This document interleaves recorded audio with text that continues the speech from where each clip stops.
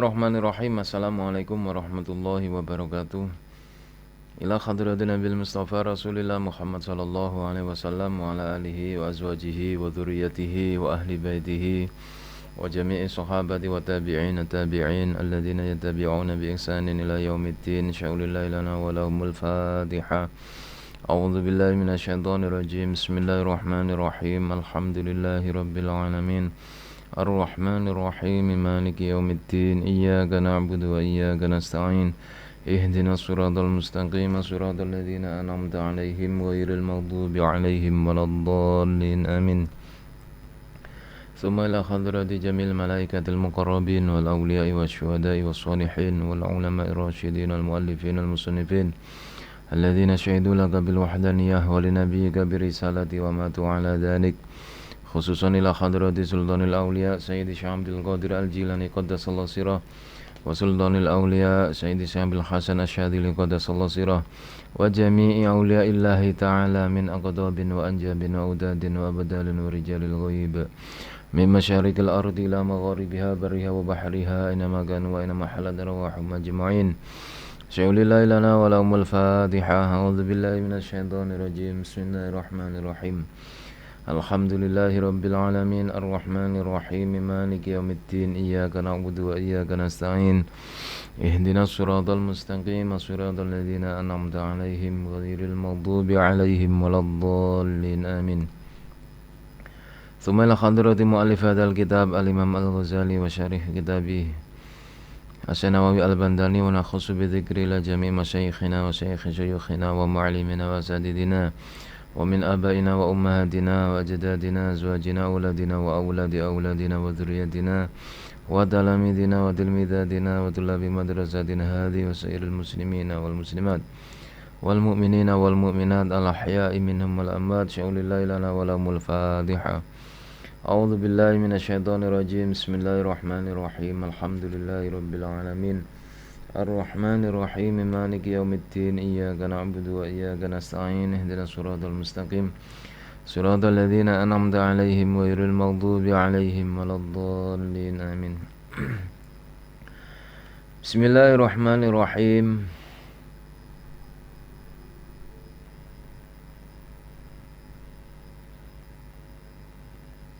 Wahadha utawi iki kang wis kasebut apa yang telah tersebut dari adab-adab pada pertemuan kemarin, ya ini adab ketika berkholwat, mulai dari menundukkan kepala, menundukkan pandangan, memusatkan perhatian, memejamkan mata, melanggengkan, memperbanyak diam, menenangkan anggota tubuhnya dari gerakan-gerakan, menyegerakan segala urusannya, menjauhi larangan-larangan Allah, minimalisir penentangannya atau bantahannya terhadap apa yang telah menjadi ketetapan Allah Subhanahu wa taala, mendawamkan zikir, melanggengkan fikir atau bertafakur, membiasakan diri untuk bertafakur, mengutamakan kebenaran di atas kebatilan, putus asa atau tidak bergantung kepada makhluk dan tunduk di bawah kewibawaannya Allah, dan patah hati terhadap semua apa yang menjadi hal-hal yang bisa membuat atau mempermalukan diri sendiri, dan tenang hatinya dari segala tipu daya usaha-usaha yang dilakukan oleh kebanyakan orang terhadap diri sendiri. Percaya dengan apa yang sudah menjadi tanggungan Allah, berserah diri, bertawakal terhadap nikmat-nikmat keutamaan yang diberikan Allah, yakni dengan mengenal sebenar-benarnya pengenalan bahwa pilihan Allah adalah yang terbaik. Wa hadza mongko utawi iki kulluhu ya sekabehane.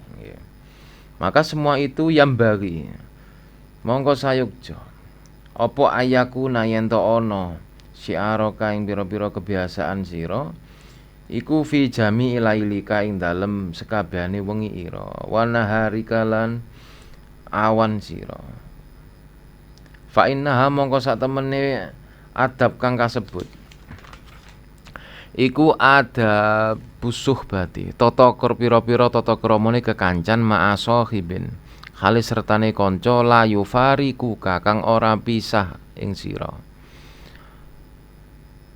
wal khalqu anapun utawi makhluk menungso kulluhum ya sekabehane khalq iku yufarikuna padha misah kang ing sira fi ba'di auqati ka ing dalem sebagian pira-pira waktu sira.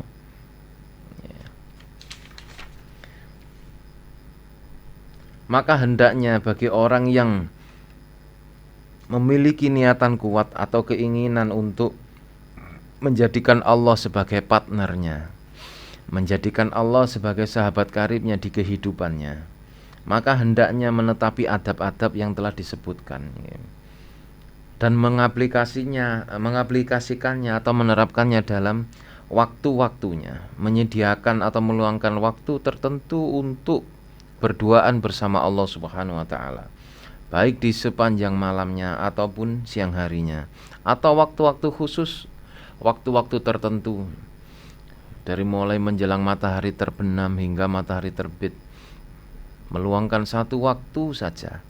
Atau sebagaimana dalam asar atau dalam khabar riwayat disebutkan dalam satu hadis qudsi bahwa Allah berfirman, wahai hambaku, luangkanlah waktu 1 jam saja untukku dalam sehari semalammu. Jika engkau tidak sanggup, maka luangkanlah 1 jam saja dalam seminggu. Jika engkau tidak sanggup, luangkanlah 1 hari saja untukku dalam 1 bulanmu. Dan jika engkau tidak sanggup, luangkan 1 hari saja untukku dalam setahunmu. Maka banyak faedah atau hikmah-hikmah ketuhanan yang kita peroleh ketika kita melakukan uzlah atau melakukan khalwat. Kalau khalwat itu yang menyendiri, batinnya menyendiri. Kalau uzlah itu jasadnya yang menyendiri, mengasingkan diri dari keramaian. Tapi orang yang uzlah biasanya secara jasmaniah menjauh dari hiruk pikuk, menjauh dari manusia, menjauh dari keramaian, tapi pikirannya, hatinya masih tidak fokus, masih melanglang buana, masih membayangkan mereka-reka apa yang sedang terjadi di luar atau banyak hal. Tapi kalau khalwat adalah uzlah di dalam uzlah. Khalwat adalah seseorang bukan hanya mengasingkan jasmaninya, tapi juga mengasingkan batinnya, mengasingkan pikirannya, memfokuskan tujuannya hanya untuk kepada Allah semata, bermesraan kepada Allah, berduaan dengan Allah Subhanahu wa taala. Itu adalah namanya khalwat atau uzlah di dalam uzlah. Maka penting bagi seorang hamba yang telah mengetahui kedudukan Allah Subhanahu wa taala, bukan hanya dia meluangkan waktu atas dasar perintah berupa kewajiban atau hal-hal yang sunnah dalam kehidupan sehari-harinya, tapi bagi seorang hamba yang tahu diri betapa banyak nikmat yang Allah berikan, betapa banyak nikmat kehidupan yang ia rasakan, betapa banyak nikmat kesehatan, nikmatnya memperoleh ilmu, dan segala bentuk nikmat-nikmat yang lainnya yang tidak terhingga, maka sudah sewajarnya dan sudah sepantasnya bagi kita untuk senantiasa meluangkan waktu, memberikan waktu khusus untuk kepada Allah di luar kewajiban-kewajiban ibadah. Waktu-waktu untuk hanya bertafakur, waktu untuk bertadabbur, waktu untuk menyendiri dalam kesunyian batin, hanya untuk berdua dengan Allah Subhanahu wa taala. Karena menjalin kedekatan kepada Allah Tidak bisa tidak. Maka seseorang pertama kali cara yang harus ditempuh adalah menjauhkan dirinya dari khalayak ramai. Tentu bagi seorang yang tidak mempunyai kewajiban dalam berumah tangga, seperti seorang pekerja misalkan, maka di sela-sela waktu luangnya selesai bekerja, di malam harinya dia meluangkan waktu untuk bermunajat kepada Allah Subhanahu wa taala. Maka amat sangat benar sekali apa yang dikatakan oleh Ibnu Rajab Al-Hambali, bahwa tanda seseorang itu tidak betah, tidak kerasan berduaan dengan Allah adalah tidak betahnya dia dengan kesendiriannya. Artinya seseorang itu ketika sudah enggan untuk sendiri, maka dia akan terikat. Dia akan batinnya akan tertambat kepada makhluk. Sehingga itulah yang kemudian menjadikan dia seringkali mengalami kekecewaan, mengalami kegelisahan, mengalami hal-hal yang tidak diinginkan. Karena seseorang yang senang atau seseorang itu ketika dia merasa lebih membutuhkan orang lain daripada kesendiriannya, maka secara otomatis ta'alluqnya hatinya itu sudah keluar dari tambatan talinya Allah Subhanahu wa taala. Orang kalau sudah tertambat hatinya kepada orang lain atau kepada benda-benda, kedudukan atau ke harta benda, maka sulit sekali dia akan bisa memadukan dua cinta, cinta kepada Allah dan cinta kepada harta bendanya. Karena itu tidak mungkin akan bisa sinkron, tidak mungkin akan bisa menyatu. Karena seseorang yang sudah mengenal Allah dengan betul, mengenal Allah dengan baik, maka dalam dirinya akan tersingkir sifat-sifat yang berlawanan. Kalau seseorang itu sudah merasakan nikmatnya, unsunya, kemesraannya dia bersama Allah, maka dia mulai tidak kerasan ketika berlama-lama duduk dengan sesama. Inilah kiat-kiat untuk membangun perjalanan spiritual, kiat-kiat untuk membangun takarrub kepada Allah. Bagaimana mungkin orang bisa mendekatkan diri kepada Allah sedangkan dirinya tidak bisa terlepas dari orang lain? Bagaimana mungkin orang itu bisa takarrub, merasakan kedekatan atau mendekat kepada Allah sedangkan dalam hatinya masih terikat kepada selain Allah? Bagaimana mungkin orang tersebut bisa merasakan manisnya kedekatan kepada Allah sedangkan dia sendiri membagi cintanya antara dia dengan Tuhannya? Maka salah satu cara yang paling utama adalah pertama kali mengikis semua hal-hal yang menjadikan hati ini tertambat kepada selain Allah. Karena apapun selain Allah itu pasti akan musnah. Apapun selain Allah itu pasti akan binasa. Dan tidak ada keabadian di dunia. Maka layak bagi seorang hamba yang benar-benar ma'rifat kepada Allah, yang benar-benar mengenal dengan sebenar-benarnya pengenalan kepada Allah, mengabaikan hal-hal yang bisa menjadi rintangan atau penghalang perjalanan dia menuju Allah Subhanahu wa taala. Maka hendaknya kita perbanyak untuk melakukan uzlah.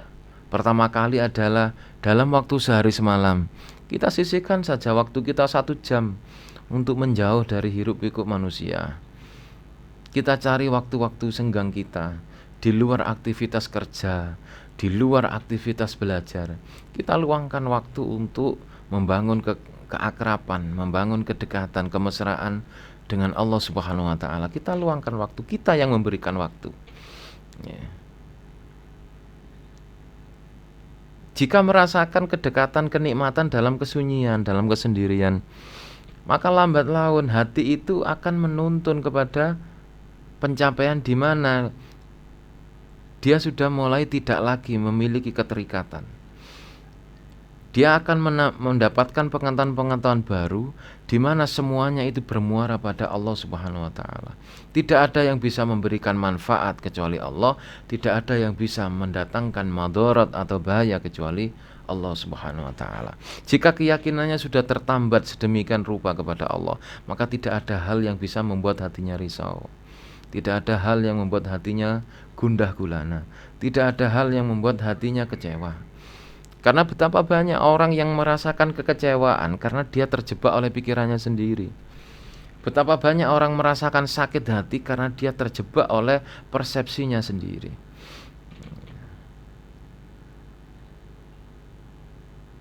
Coba kita lihat, ketika seseorang itu dipuji, dia merasa senang. Ketika seseorang itu dihina atau dicaci maki, dia merasa gelisah dan gusar. Itu menandakan bahwa dia belum mengenal baik siapa Tuhannya. Dia belum mengenal Allah dengan sebaik-baik pengenalan. Dia belum tuntas dengan dirinya sendiri. Karena orang itu apabila dia tahu bahwa pujian itu sebenarnya adalah bentuk sedikit penghargaan dari Allah kepada kita, maka rasa senangnya itu hendaknya melihatnya kepada Allah, bukan kepada alat atau media yang dipakai untuk menguji kita. Kalau seseorang datang untuk menghina kita, maka pandanglah bahwa itu bisa jadi sebuah teguran, sebuah peringatan dari Allah, sehingga kita tidak memiliki rasa jengkel, rasa mangkel, atau terlalu sukacita yang berlebihan kepada media yang dijadikan Allah untuk menguji kita. Karena baik rasa senang ataupun rasa kecewa, semuanya adalah ujian. Kita dipuji orang adalah ujian, kita dihina orang juga ujian. Maka orang yang bisa teguh perasaan hatinya adalah mereka yang tetap suhud, tetap memandang bahwa semua itu adalah ujian dari Allah Subhanahu wa taala. Kita diberi sehat, ujian dari Allah, diberi sakit, ujian dari Allah Subhanahu wa taala. Maka penting bagi siapapun yang menjadikan Allah sebagai partnernya, sebagai teman dekatnya dalam menjalani kehidupan di dunia ini, harus menjaga adab-adab dalam berteman. Terlebih apabila yang dijadikan teman adalah sang penciptanya, yakni Allah Azza wa Jalla. Maka betapa banyak orang mengaku dengan mudah sekali menyebut Allah, tapi dalam perilakunya tidak mencerminkan seperti itu. Etikanya, adabnya tidak mencerminkan seperti itu. Karena orang yang sudah memiliki kedekatan hubungan kepada Allah, yang sudah membangun adab-adabnya kepada Allah dalam muasyarahnya, ya, dalam suhbahnya, maka dia juga secara otomatis dia akan memperlakukan makhluknya Allah dengan etika yang sama. Dia akan menampakkan ketawaduan, dia akan menampakkan kerendah dirian, dia akan menampakkan wajah yang penuh dengan keramahan, dia akan menampakkan hal-hal yang tidak membuat orang lain marah atau kecewa.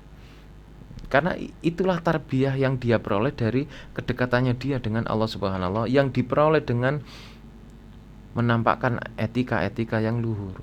Sehingga ketika etika itu sudah menjadi karakter, maka secara otomatis ketika orang tersebut bermuasyarah dengan sesama, bergaul secara sosial dengan sesama, maka dia juga akan menerapkan etika-etika seperti itu.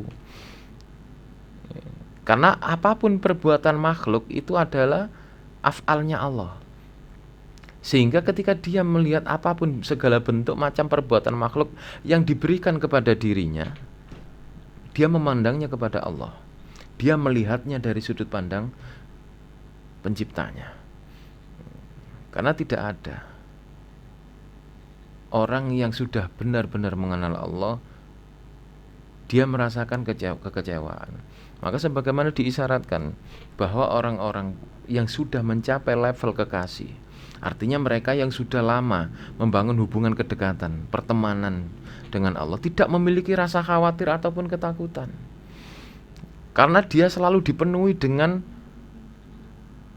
ketenangan batin, selalu dipenuhi dengan perasaan yang nyaman, karena selalu dipenuhi dengan hati yang lapang. Ibarat laut, jika dibuang sampah ke dalamnya, maka sesuatu yang berharga akan diambil, yakni tenggelam. Tapi yang tidak berharga akan disisihkan kembali ke pantai melalui angin atau melalui ombak. Itulah hati yang sudah seperti samudra, mau dipuji orang, mau dihina orang, tetap dia melihatnya kepada Allah. tidak akan mengurangi kesucian airnya. Laut itu andaikan dibuang sampah, andaikan dibuang hal-hal yang kotor misalkan, tetap mana yang bermanfaat bagi biota laut di dalamnya akan diambil ke bawah. Tapi yang tidak bermanfaat akan disisihkan melalui ombak ke pantai.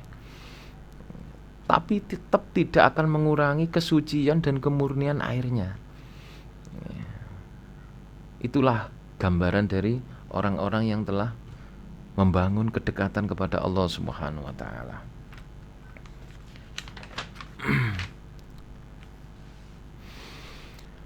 Wa in kunta aliman fa adabul alimi al-ihtimal wa luzumil khilmi wallahu a'lam bissawab. Rabbi fanfa'na bi barakatihim wahdinal husna bi hurmatihim wa amitna fi tariqatihim wa mu'afatihim minal fitani. Rabbi fanfa'na bi barakatihim wahdinal husna bi hurmatihim wa amitna fi tariqatihim wa mu'afatihim minal fitani. Rabbi fanfa'na bi barakatihim wahdinal husna bi hurmatihim wa amitna fi tariqatihim wa mu'afatihim minal fitani. Bismillahirrahmanirrahim. Allahumma inni astaudiuka ma 'allamtani fardudhu ilayya inda hajati ilaihi wa la tunzinihi. Allahumma inni astaudiuka ma 'allamtanihi fardudhu ilayya inda hajati ilaihi wa la tunzinihi. Allahumma inni astaudiuka ma 'allamtanihi fardudhu ilayya inda hajati ilaihi wa la tunzinihi ya rabbal alamin. Wa sallallahu ala sayyidina Muhammad walhamdulillahi rabbil alamin. Da'wahum fiya subhanakallahumma wa tahiyyatuhum fiya salam wa akhiru da'wahum alhamdulillahi rabbil alamin. Tsumma assalamu alaikum warahmatullahi wabarakatuh.